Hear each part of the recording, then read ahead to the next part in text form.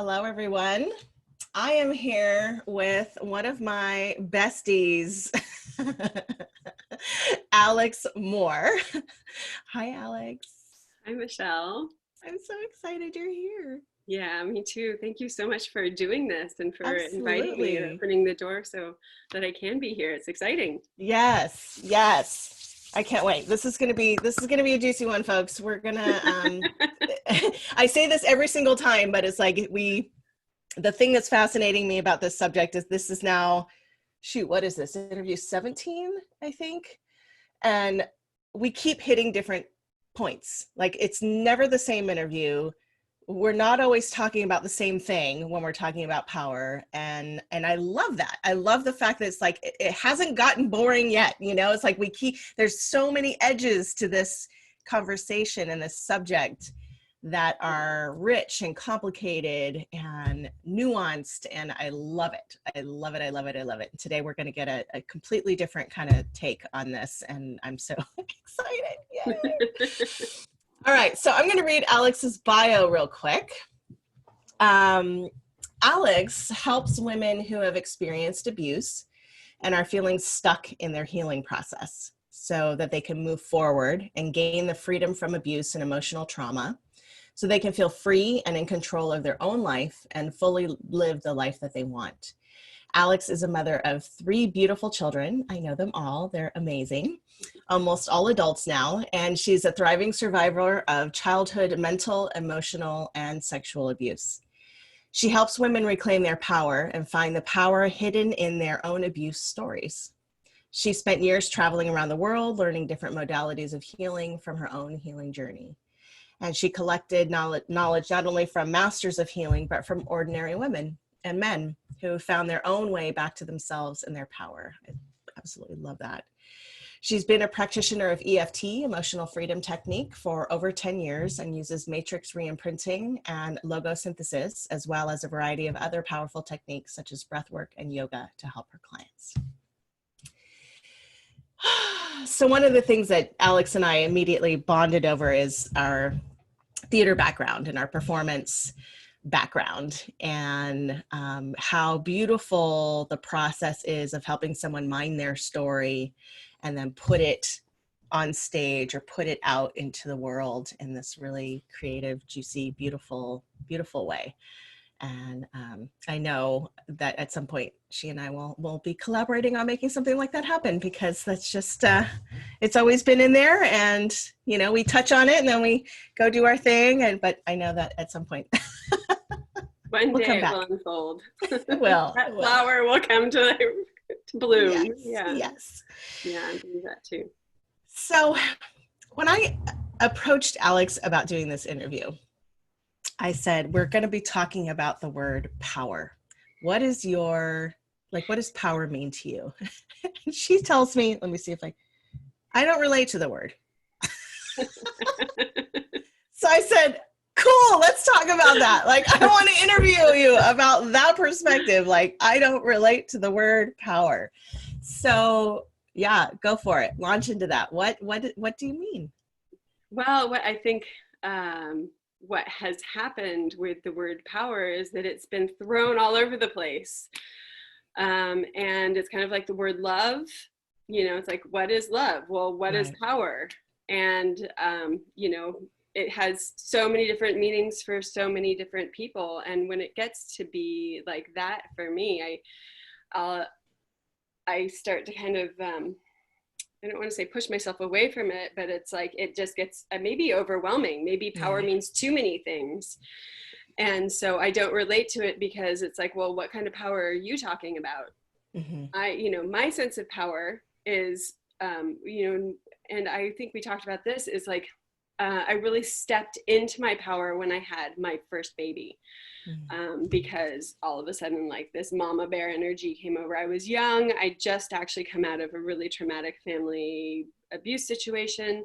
And I had lived for years feeling powerless to do anything about that. And here I was all of a sudden responsible for creating a life and a human being. And I was like, the last thing I'm going to allow to happen is what happened to me, Right. And so that's where I would say that I first started thinking of the word empowered. Right. And I felt empowered because I had control over this, and my mama bear came, and that was my sense of power.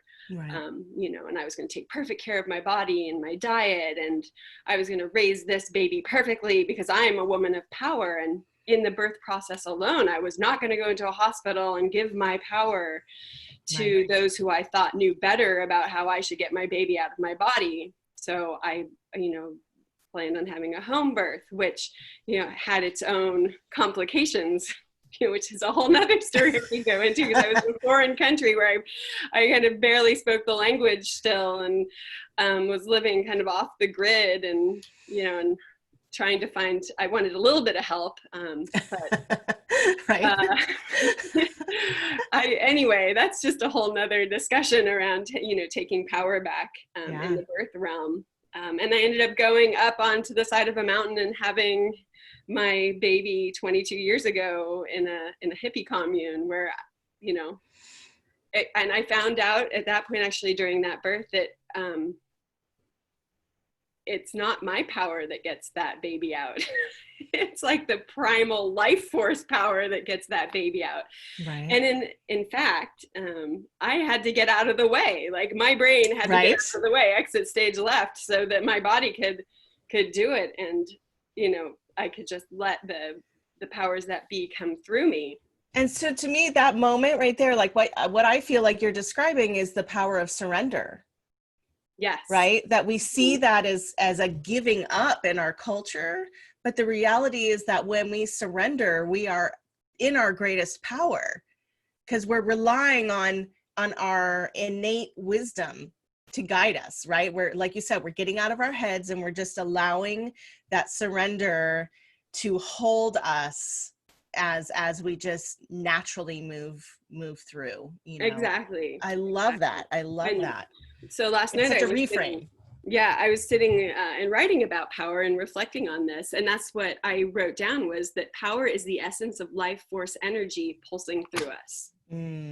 That's what came through as my definition of, if I had to define it. And I love it. then I wrote, we are in our power when we are aligned with that life force energy. Right.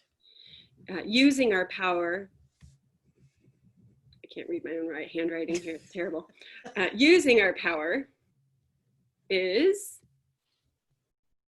knowing what this life force energy wants from us and acting in perfect alignment with this force energy.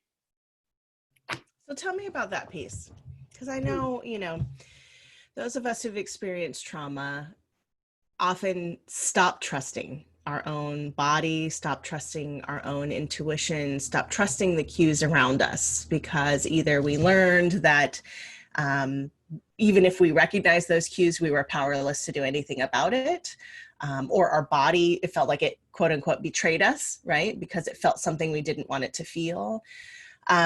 So how do you come to a place, or how have you come to a place where you can recognize what that life force energy wants from you? Like, what is your process to get there, to really listen and feel like you can grasp what that is? It has been quite a process, Michelle. I imagine so. It's been 30 years of process. Yeah, 30 years actually. Gosh, wow. Yeah. Great question. How did I get there? Mm-hmm. Mm-hmm. And what I love about, before you even start, let it be popcorn. You know, I think sometimes we get into this like linear format, like, well, at 18, this is how it was. And at 25, this is how it, but just kind of, you know, as you just let that settle and land in you, like popcorn, what are those pieces that you kind of grabbed in? Yeah. I got myself into really difficult situations. I got myself into really painful relationships. I betrayed myself. I betrayed those around me. I had children. And I always found up. Mm. Mm. Actually, so this is bringing me back, speaking of life force energy. So when I'm in alignment with it, like this is like stories come up for me, or just like Yes. something comes up and it's like, Yes. well, so blah. So when I was 11, my family moved onto a boat, and we traveled down the California coast. My mom homeschooled me, or boat schooled me. And when we lived down in Ventura, I used to take our little Zodiac across the marina and to the beach, and I'd go body surfing on my own. And when I was 11, in the ocean, and the waves, body, if you've gone body surfing and the Pacific Ocean, you know how the waves will take you and like just Churn. and you find like you've got the sand in your face right here, and you always have to find up. Yes. And that's what I just always have done. I've just always Wow. found up. And I, through the years, in more complicated situations than body surfing, in situations like, having 3 kids in a foreign country and feeling completely trapped and like didn't know how to get out of it. That was, I just felt trapped. I felt like I've gotten myself into this situation, and I was living in rural Sicily, 3 kids, Italian husband, and I was like, I made my bed, and now I've got to lie in it. In Italian, you say, "Ti piace la bicicletta? Mo pedala." So it was like, you like the bicycle, now pedal. And I was pedaling and feeling like I was going nowhere and so miserable, like I was slipping into a depression and didn't see up, just didn't see up. And that is when I surrendered. I surrendered. That's what I did. Like and honestly, that was where my spiritual journey began.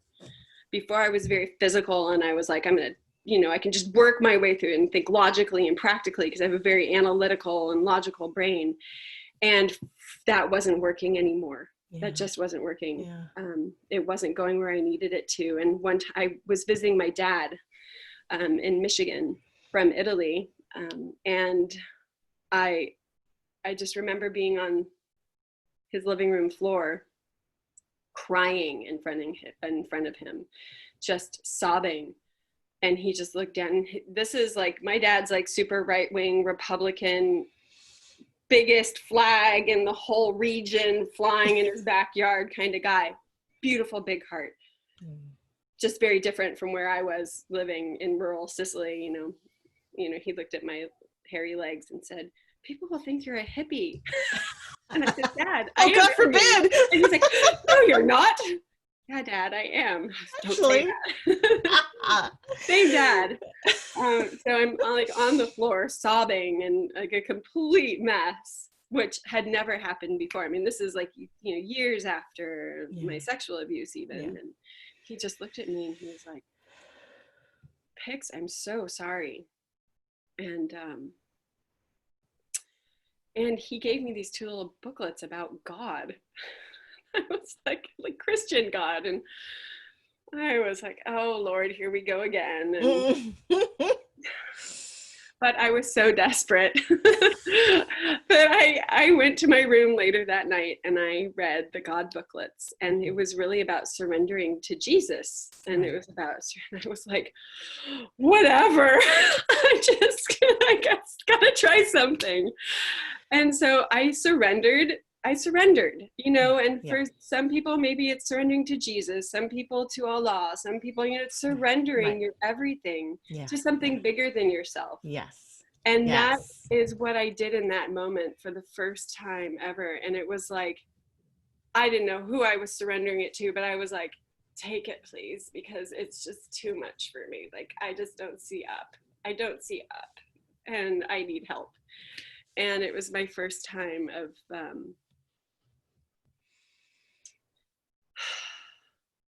maybe being desperate enough to do that, or maybe feeling strong enough to do that. In a strange way. Like, just trusting that the world had me, the universe had me. Yeah. And that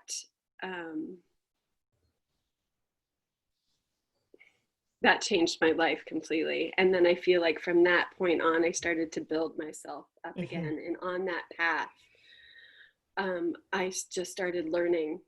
I just started learning so much about so much of the work that I do now. Before that, I didn't even believe. I think homeopathy was like the most alternative thing I used. Oh, except in herbs. I never used Western medicine. So herbs were practical though because they had chemical substances. Homeopathy on the other side was a little woo-woo for me. Right. But I had actually seen it in action. It saved my son from a gnarly whooping cough. He'd gotten whooping cough when he was 1.5 years, and because I didn't vaccinate, I didn't believe in vaccinations, and so I cured the whooping cough, and he came through it just fine. But he had a residual cough for a long time until I finally took him to a doctor, a homeopathic doctor, and he's like, "Well, just use Pertosicum because it's made for that." And I did, and 3 days later, this cough that had been happening for 6 months was gone, and I was like, "I'm a believer, yes!" And I know it's somewhat hit or miss because it's very specific, but yeah, just I started on a spiritual journey,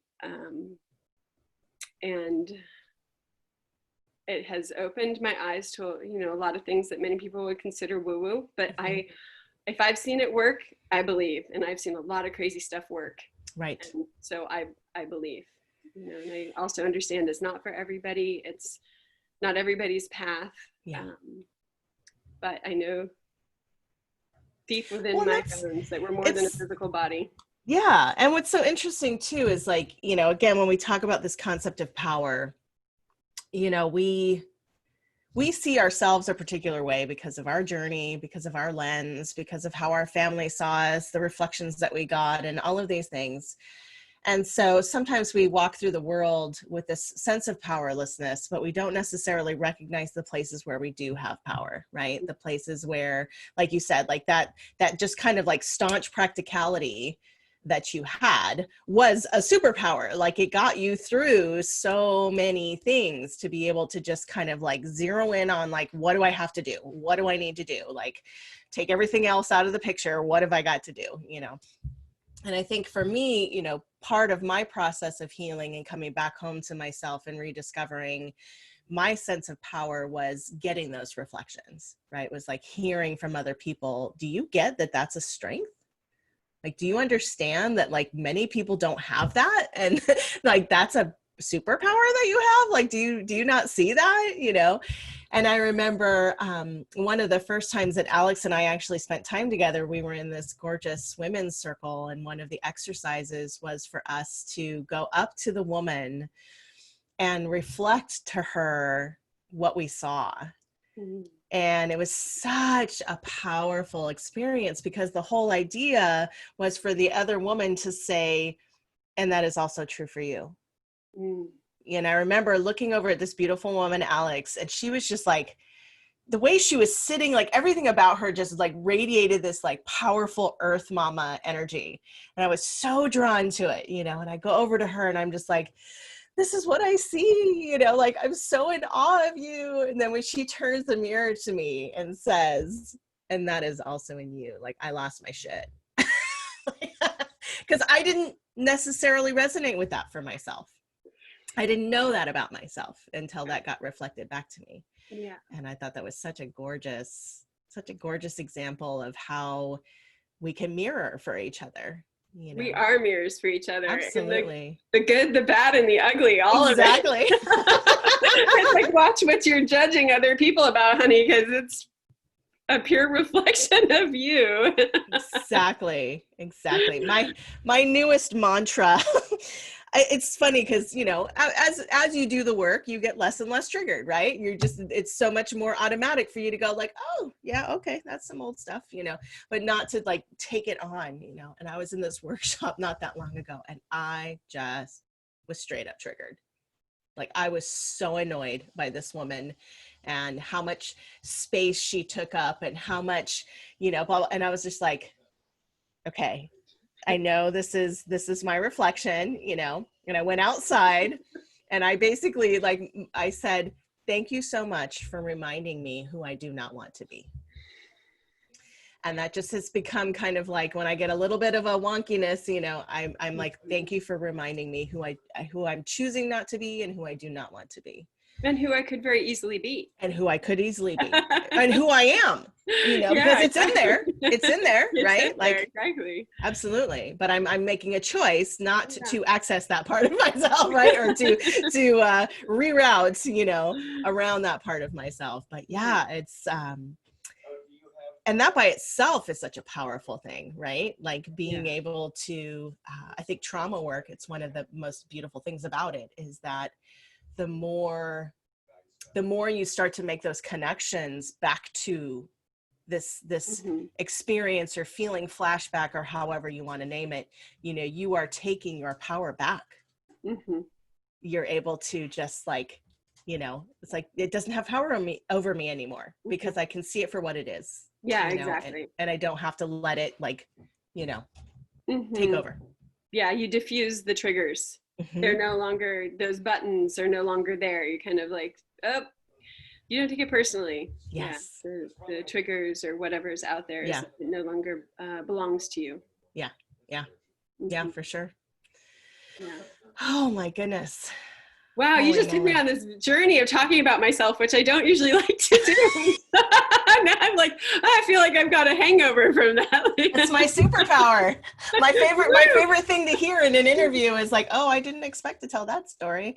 Right? I'm like, back yes! in the wave there for a moment on my dad's floor. And right? Yeah. That is the juice. That is, we can talk from our intellect. You and I both have done a shit ton of trainings on trauma. We can talk about trauma from a clinical perspective, from a, you know, a knowledge perspective. But when we can drop down into our own personal stories and say, this is how that showed up for me. And this is what that moment of transformation felt like and looked like, right? For me to get over to the other side. That's what people hold on to. Yeah. They Do you remember in the shamanic training that we did together? Do you remember the I am worthy exercise? Yes. I deserve or I am worthy. Yeah. I use it actually in my workshops because they gave us permission to do that. Yeah. Absolutely. Well, do you remember when I did that the first time? I do. I couldn't. I do. I think I did it twice and I was like, what? And it was like painful. It was like being stabbed in the stomach. It was just not going to happen for me. I mean, that's when I know something is real. Like if something that's not real and not doing something, why would I be feeling physical pain? Right. Why would I be feeling that actually physically in my body and be falling apart and not be able to do it if it isn't a powerful tool to be using in our healing? And what a beautiful thing for other women to see that. So like, again, you present as a very powerful woman. And when you allowed yourself to have that experience, to be with that pain, right? To not be the brave, powerful, you know, practical woman, right? And just sink in and surrender to that feeling. Like that changed those of us who are witnessing you. It gave us permission, right? It gave us permission to feel. Healing. Yeah. And that's huge. That's huge because I think we have all of these illusions sometimes about the women around us, thinking that their lives are a particular way or that they're over all of their shit or you know, whatever it is. And when we just drop into our humanity with each other, it's like, oh, thank God. You know? Thank you for letting me be the messy human that I am, you know. I can tell you, you know, like my biggest teachers have been my students.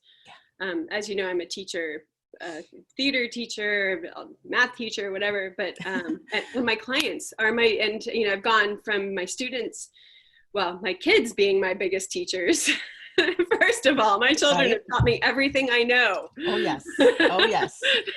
Parenting has reprogrammed that paradigm for me. It's like, me? I don't know.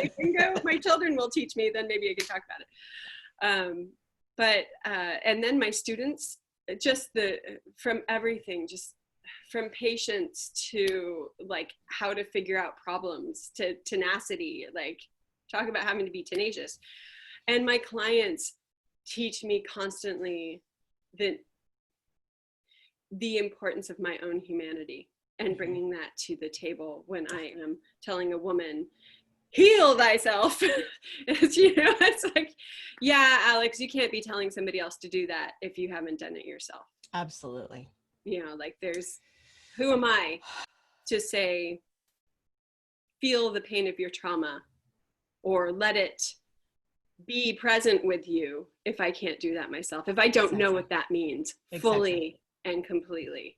Yes. And I don't feel like there's any power in anything I say if I haven't been there myself in a way. Like if I don't have the balls or the tits or the pussy to,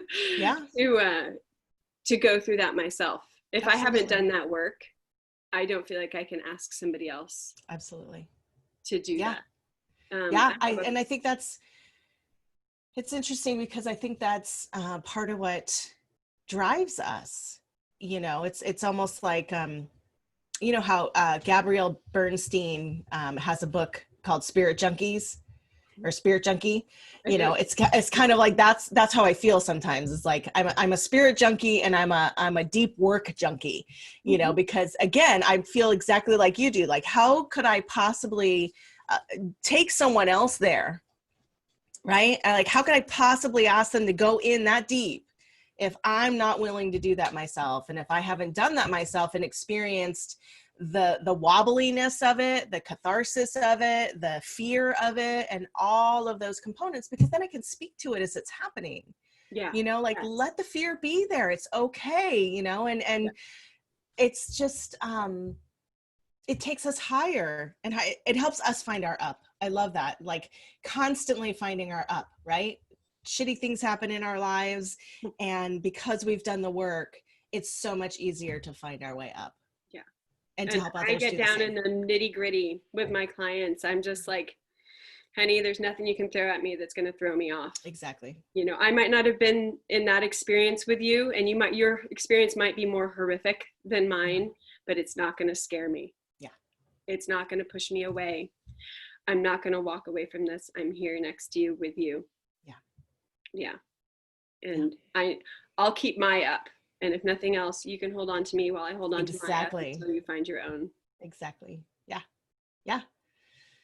Yeah. I've said that to teenagers, you know, who are really struggling or, you know, feeling suicidal. And, you know, I've just been able to, you know, like, I know that you don't have any hope right now, but that's okay because I'm holding hope and you can't take that away from me. You know, it's going to be here and I'm going to be holding it, you know, and when you're ready, you know, if you want to, you can hold me and hold some of mine, you know. And it's important for teenagers to know, you know, recently I've been having this conversation with a close teenager in my life, who, you know, thinks that they can just turn to meds to make all of this pain go away. And I'm just like, honey, this is what this time of life is about. It's about being in pain. It's about getting buried in the mud. It's about being so down that you don't know where up is. And it's about finding your up in that place. And nobody can do that for you.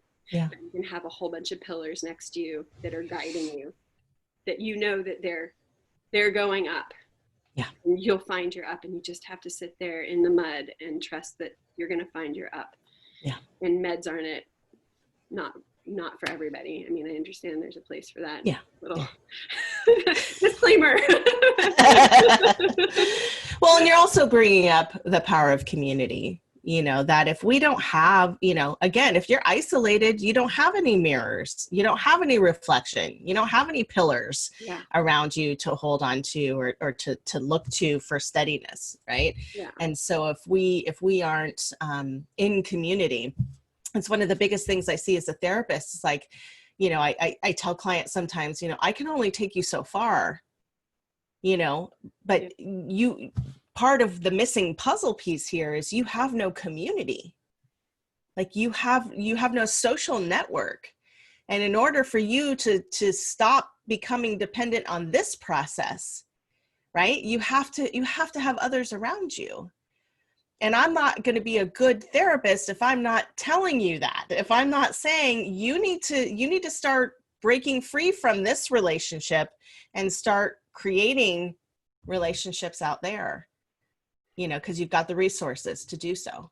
And community is everything, you know, and so in that process, and in that process of breaking free, and in that process of tentatively reaching out, that is where the healing is happening. Exactly. Not when it's already done. Exactly. It's that very first step of going to that very first meeting, or of saying hi to somebody for that very first time. That is the healing. Growth is on the edge of your comfort zone. Like that first step of making that decision that you love yourself enough to do that.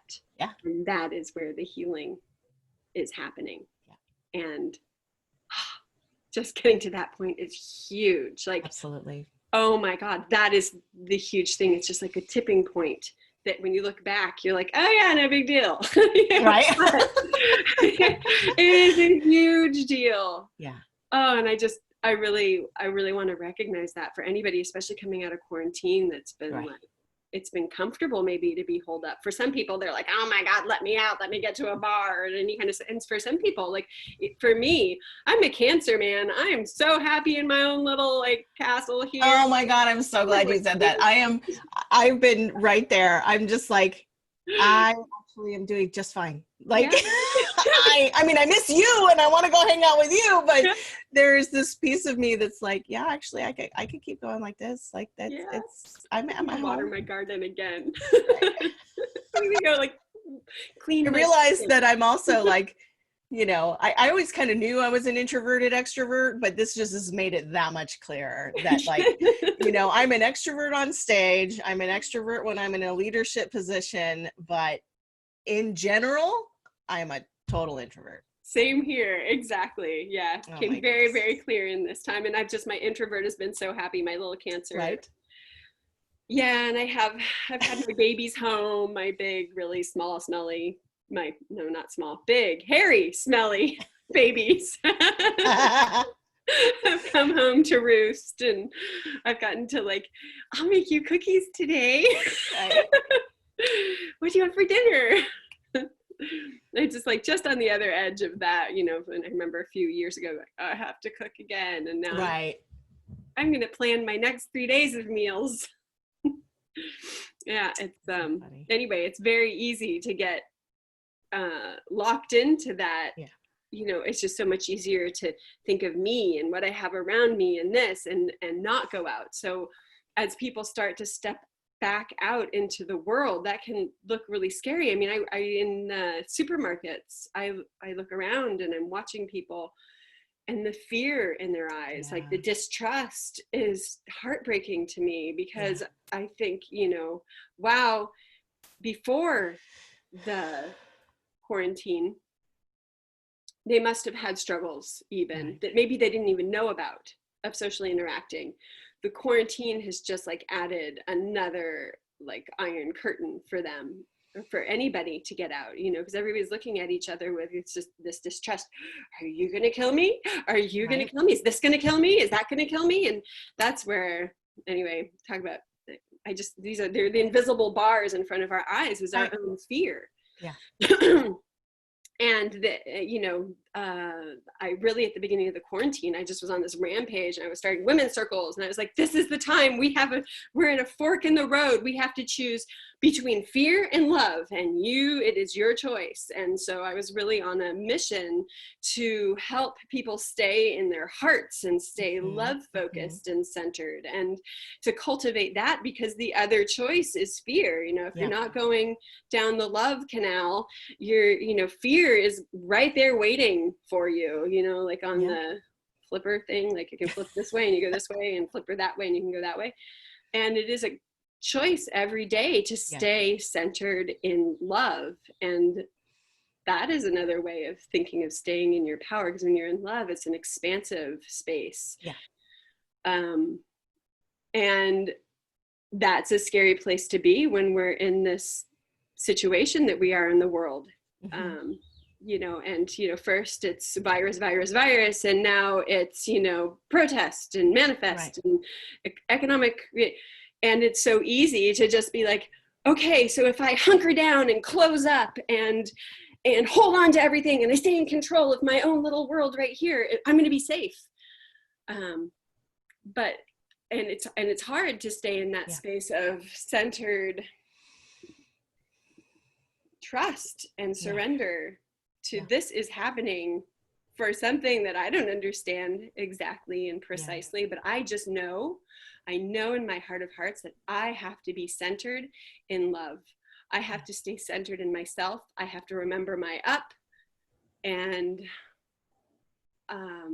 that's my superpower, is staying centered in myself and remembering where up is when I need to go there. And it's especially interesting, I think, for cancers. We have this interesting dichotomy of a lot of fear, a lot of fear-based thinking, a lot of protection, the crab shell, like all of these things. And yet we are the most like maternal, loving, open-hearted creatures, and having to have one foot in both worlds is quite fascinating, and I think it's a beautiful, it's just like a beautiful image, of if we can do it, anybody can do it, right? Like if a cancer can come out of their shell and be in a place of love, then freaking anybody can do it. Now I understand why I see it this way. Thank you, Michelle. It's like I see it. That's I'm a Cancer. That's just like, you're right. That's my operating system. It's like fear or love. Okay. Right? Yeah.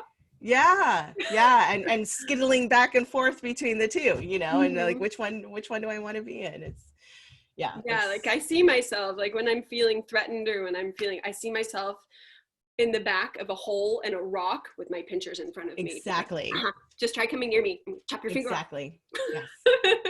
Yes. Yes. Oh my goodness. Yum. Relate. Oh, wow. Thank you so much, Alex. I mean, you and I, we know that we could talk till the cows come home. Like we have.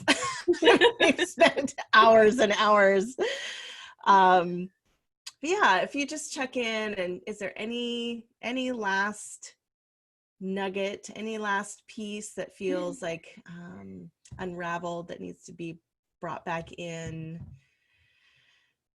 I'm so grateful to you for creating this space, because this is just not something that I would ever allow myself to do, is to talk about myself and my experiences and my life, and put it, unless I'm working with a client, one-on-one, I can do this. And so I've been really struggling, in how to get my stories out or my thoughts out, and do it in a way that I'm not feeling like I'm being a show off, because that's actually one of my biggest fears, is being seen as a show off. But if I have you here asking me questions, it's like, well, I'm not showing off, she's asking me questions, and so I'm just answering the questions. So that's my permission to be powerful right there. There you go. So thank you for giving me that permission, because I won't give it to myself. I won't just like soapbox. And if I do, I feel very embarrassed about it afterwards. So that's something for me to look at. I have been. It is, and that's a whole other subject. Like, oh my goodness, I belong to this Facebook group, and one of the prompts is that you have to come in with brags, and you have to start your post with, I brag this, like I brag that I, made this amount of money. I brag that I pushed myself through a fear today. I brag that, I, whatever it is. And it's like trying to break this paradigm that we as women especially have grown up with, that, oh, well, that's conceited, that's arrogant, that's, we don't do that. And that there's a felt sense difference between, like, I am saying that this is my truth. I'm saying that this has been my path. This is my wisdom. from what I've learned versus like, look at my car, look at my house, look at all the things that I have, right? There's such a difference between the two. I think many women are having to learn that process, like what feels like arrogance and what is actually us being in our power and just claiming the truth, which is, I'm really great at that. That's a skill that I have. That's my superpower. I can own that. I can claim that. I can state that out loud. And at the same time, when I think of those things, whenever I think of them, I feel like it's not mine. It comes through me. It comes through me. I'm a channel for anything that I do. I am channeling it. I'm right there with you. And again, I think it's that blending, right, of our spirit self and our ego. You know, like we do live in a physical body. We do have egos. We do have, you know, these aspects of ourselves that are very much here kind of on the physical plane. And we have our own unique personalities, which is part of what makes that channeling process unique to us, right? Like you and I are both so open to receiving those messages and downloads. And, you know, I love those moments where I'm like, I don't know how that just came out my mouth. Like that certainly was not mine. Like that wasn't even, it wasn't even a thought that I had. It just like whoop, came right through. Yeah. And yet you and I could be getting the same download, and because of our unique personalities, it's going to come out completely different. And people will resonate with your version or my version based on our humanness. Yeah. And so our humanness is a superpower. You know, it's both. To me, it's a both and, right? Not an either or. It's like, yes, I am a channel and this is not really mine. I'm here to be that vessel, you know, and I'm a unique vessel. I look different. I sound different. I energetically am different than other vessels. And that's okay to claim and own as well. Yeah. You know, is that uniqueness. And, but yeah, as Americans, we've gone way too far to the other side, you know, where it's all about being individual and unique, and we've lost the collective, you know, and that's a whole other conversation, right? Around, I think people are becoming more aware of their need for the collective, you know, Absolutely. The more we've been pushed apart, you know, those I think who have kind of chosen the fear path have isolated themselves even more. And those who are closer to choosing the love path have been like, oh no, this is a time of gathering. I miss my family. I miss my friends. I miss my community. And that's just become more pronounced. It's like, this has been like a big arrow, like, look where you are now, you know, look what you really actually need. Yeah. I was thinking, it's like, what do I actually feel proud of? Like when I can say, I feel proud of this, I'm like, I'm really proud of myself for getting really good at getting better and better at handstands. Like that's a choice for me to get better and forearm stands, you know, that's something I can claim that I'm proud of. And I do feel in my power when I'm doing my yoga practice or any kind of physical practice. I know that's a choice of mine. And I know how much self-discipline it takes for me to get on that mat or to do whatever it is, climbing the Mount Taylor here in Santa Rosa. Like those are things that I feel proud of, you know, because my physical body is my choice. How much care I take of it, how much I push it, how strong I get. That is like I feel in my human choice realm. So when I'm making those, I'm getting better at something that's tangible, I do feel proud of myself. That's something I can claim. Like my brag would be like that. I did a perfect handstand today. I took it up. Or I did, you know, a 3-second handstand, or, you know, hopefully a little longer than that. I love it. I love it. And it's beautiful because it reflects, you know, in my mind, knowing you and knowing parts of your journey, you know, it reflects back to why that particular exercise was so difficult for you to just claim, you know, I deserve this, or I am worthy of this. And to you know, I think a lot of us, again, with the trauma history, fear becoming the abuser. Like we fear abuse of power.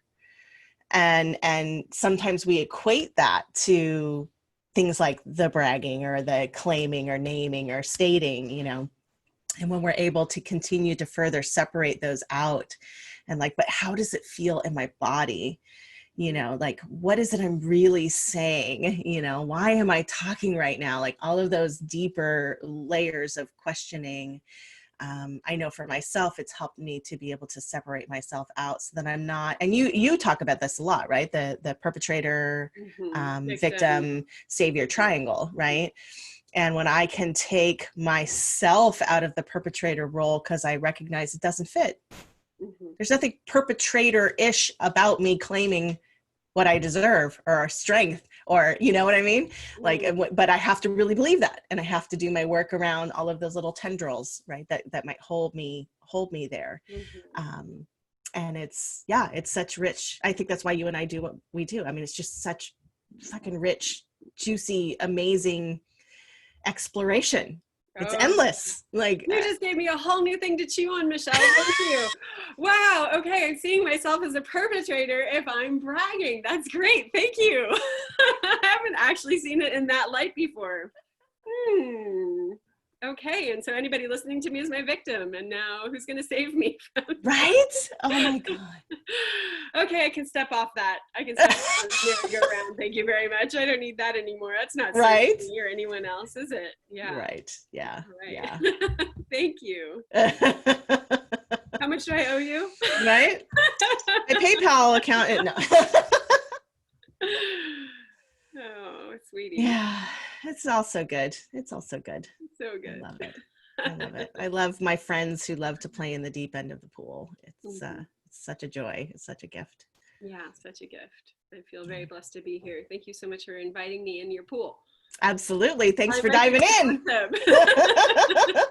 With a glass of wine. Well, that's probably not good. I don't know. Wine after. Wine after.